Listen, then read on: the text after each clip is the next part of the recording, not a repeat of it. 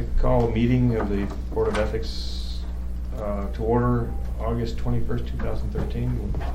We'll do a roll call. Ted Carlson, Here. Terrence Kelly, Here. David Nesbitt, Here. Keith Silver, Here. Steve Strong, Here. and we have Dee Ennis, Deputy Municipal Attorney with us here. We do have a quorum. Okay. Need a motion to approve the agenda. I'd like to make, because of timing, I think we're gonna be okay, but we've got a call at 12:15 to make to the principal of the Winterberry. So whenever that works out on our meeting, we'll just go ahead and do that if that's okay with everybody. Well, we can just pause wherever Right. we're at. And So, we have a motion to approve the agenda. Second? It's been moved and seconded to approve the agenda. Any discussion? Hearing none, it's approved. Minutes of the previous meeting, anybody have any modifications to the minutes?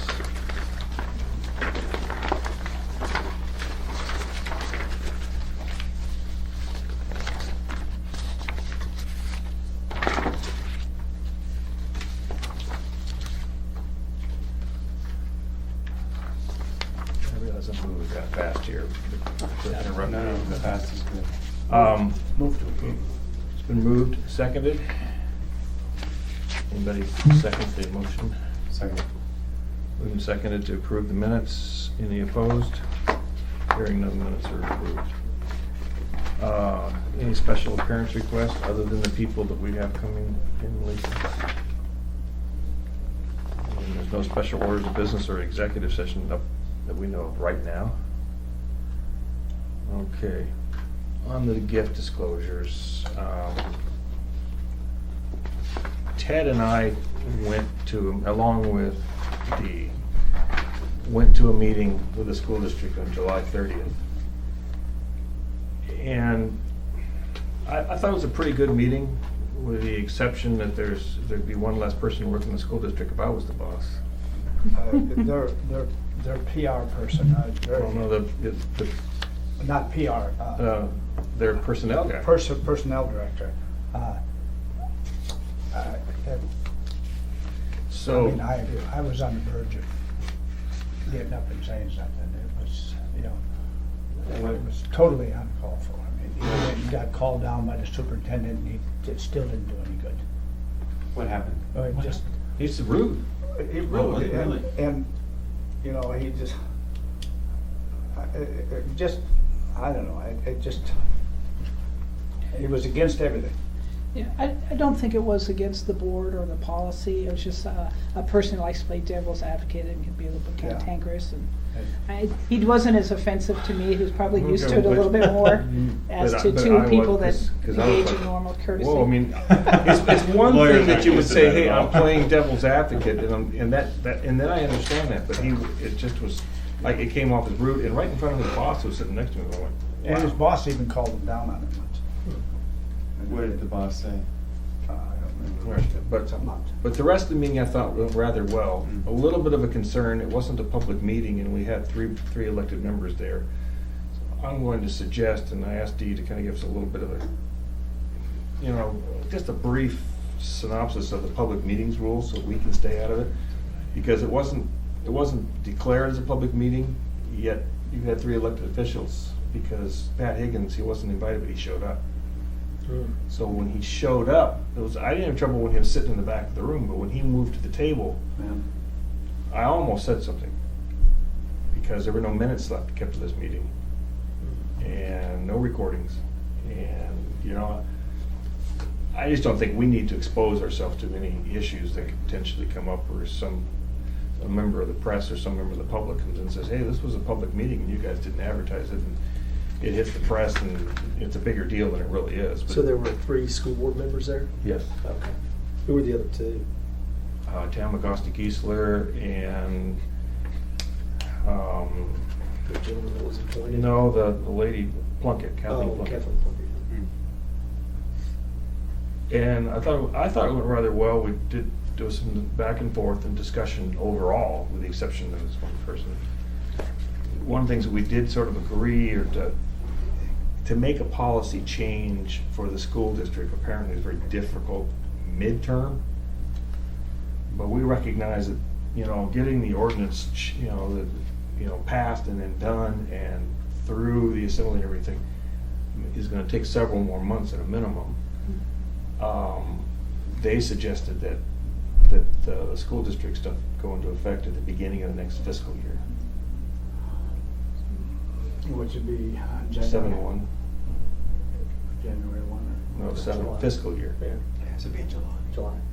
So they're on a fiscal July 1 or June, July 1 to June 30th. If we get what we wanted done in the long run, I guess didn't have the right to bind, obviously, the board to that, but I personally didn't have a problem with that. And we can just get to that when we discuss this ordinance here. Two of the points that I thought were very interesting that they brought up is they didn't think that there was a real problem, that most of the people there had never received a gift as a teacher themselves. Like, they made a joke, I've just never had this problem before. And so they thought that the 12 or so that we get for $150 spa is this really a problem when it's 12 people in a year or something? And we talked back and forth about that. But the other, and so that was a debate, and I think everybody recognizes there needs to be a code change, and let's get this done. But the other thing is, they do not want the principals to have to make decisions. In other words, what standards are they gonna use? Is this an inappropriate gift? Oh, no. You have whatever amount we want, and then the rest of it goes somewhere else, namely the ethics board. So they do not want, here we were trying to be, and we explained that to them, we were trying to be deferential to their authority, and, oh, no. What am I gonna say if my teacher gets a $2,000 gift? We know. So that was interesting. So you'll see in the little rewrite I was proposing is you don't see any reference to a referral to a principal, and that's why they don't want it. So, but overall, I think the meeting went well. You had some, again, devil advocates going on, but really I perceived, if this happens 10 times a year out of 3,000 employees, is it really such a problem anyway? But they recognize But things they like also look at- coaches and. But if we look at the whole municipality overall, and the disclosure we've had is in the percentage that they are, 75% of our disclosures. I don't know the exact percentage, but they're the majority of our disclosures. 75%. Yeah. And, I'm sorry. So that's one of the reasons. So it's 12:15 by that clock, which is actually right for once. So can you call that number, please? This is Principal Shauna Mall. Of course, you did have to do it. Pardon? Have to do it on the first day of school. Well, that's the reason she's not here. Yeah. And the teacher, and so I've not spoken to the teacher, but I spoke to the principal, and I think I'm comfortable with. Hi, Ms. Mull, this is Lisa Slusner calling from the Municipal Clerk's office. I'm at the regular meeting of the Board of Ethics.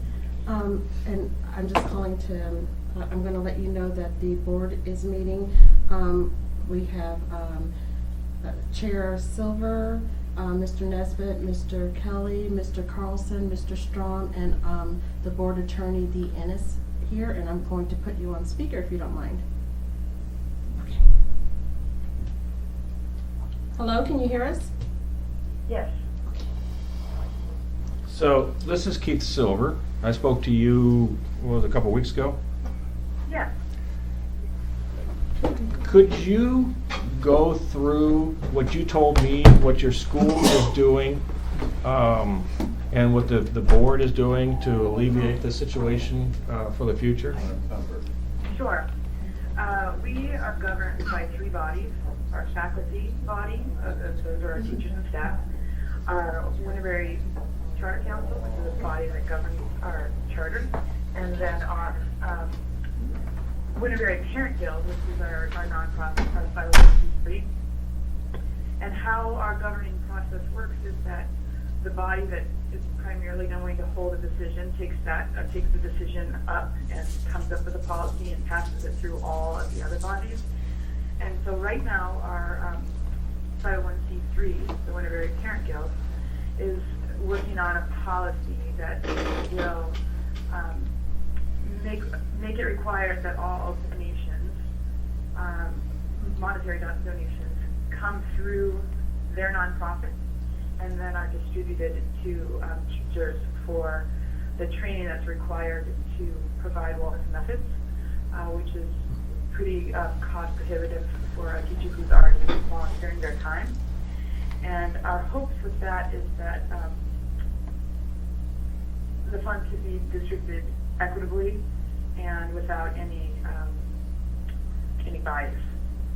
And so that's what we're talking about right now. It does, because of the way that we make decisions, it will probably not actually be fully decided upon until at least after Christmas.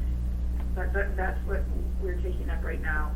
And we've talked about it at the staff level, and our staff feel really good about it as well. They don't feel comfortable receiving cash from parents for training or from grandparents.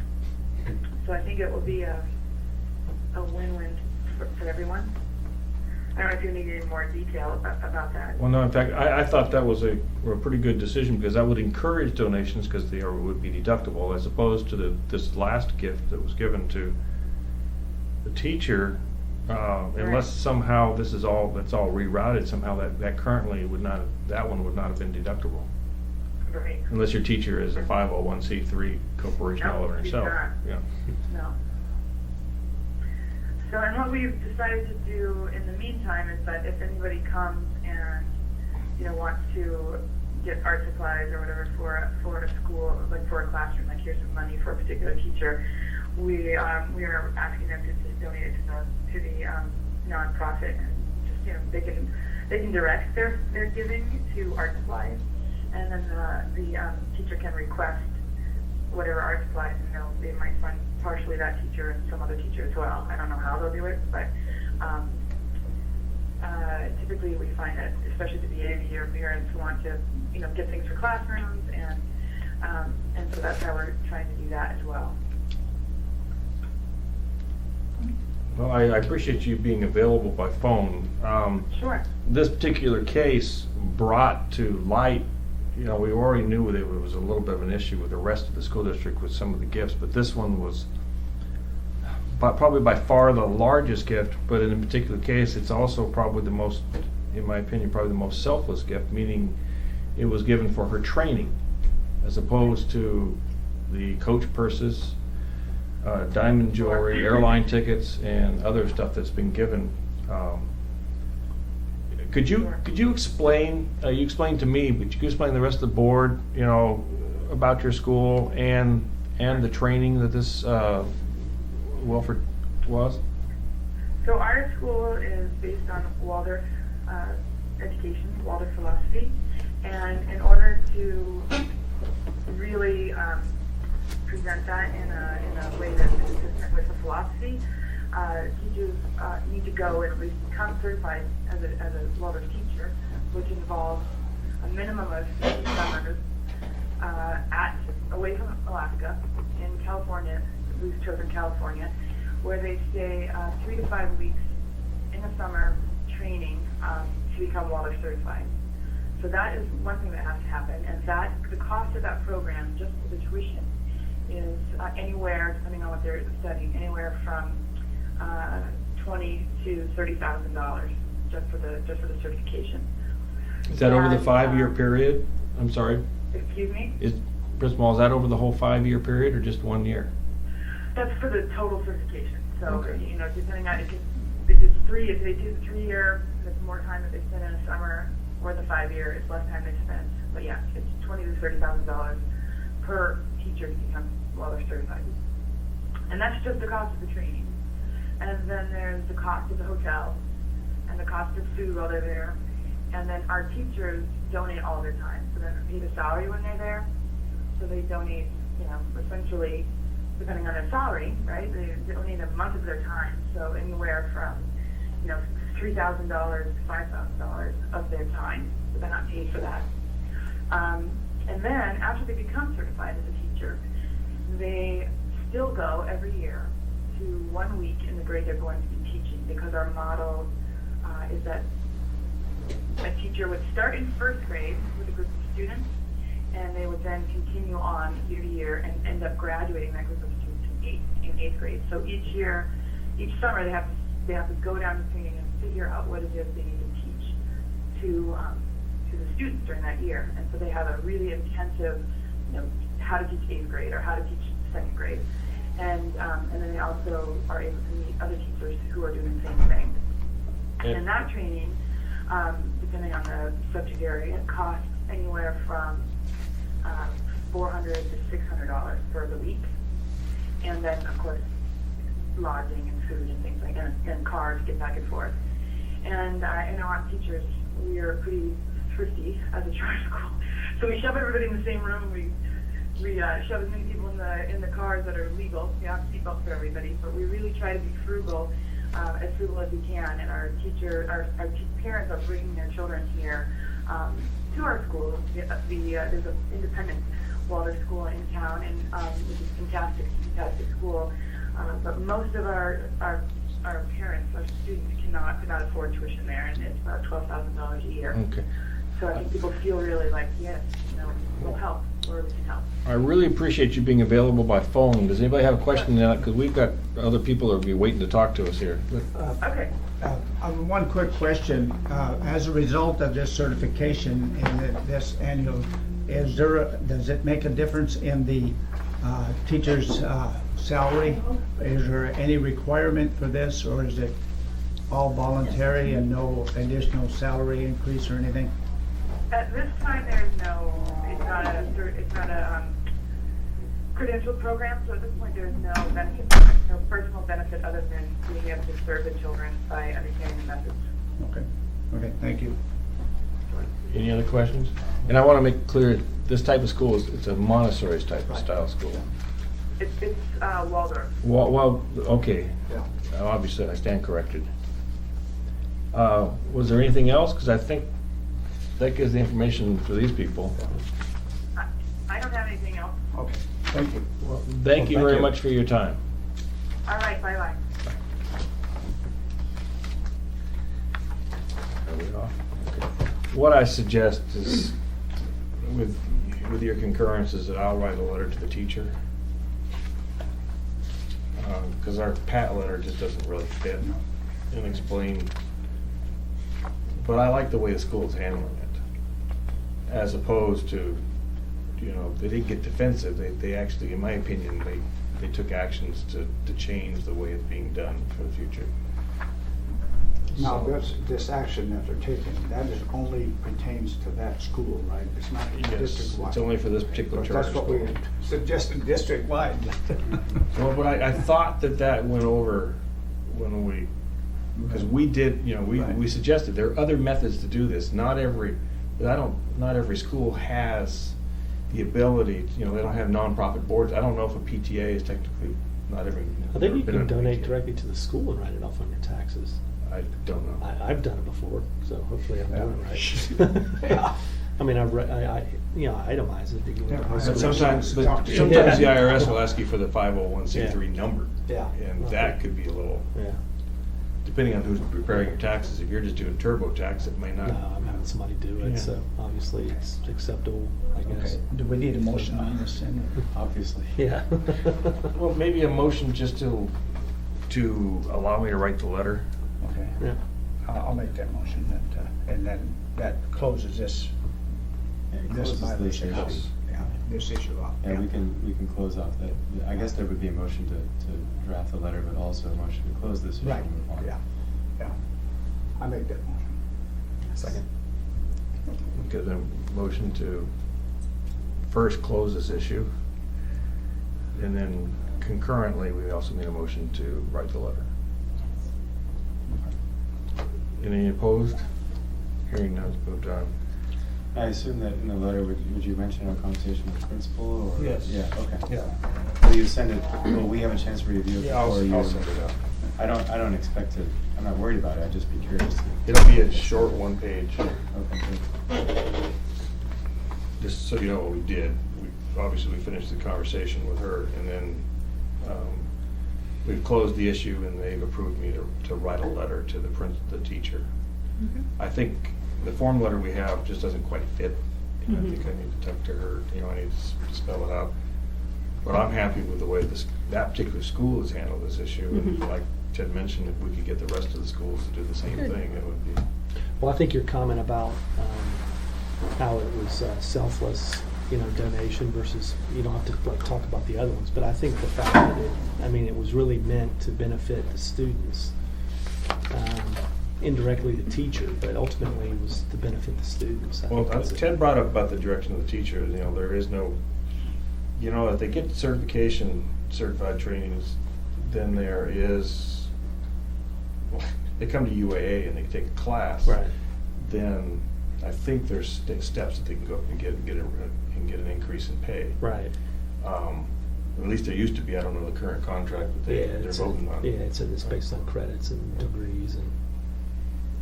And Mr. Burke is waiting outside. He's the complainant in the next notice of potential So violation. just that one needs to be in. Which one is Can that? I ask, not the initial conversation, because doesn't involve deliberation, that should be it's not recorded. But it's Well, executive? It is recorded, but it's But confidential. it's confidential. It's your before normal we- executive, yes.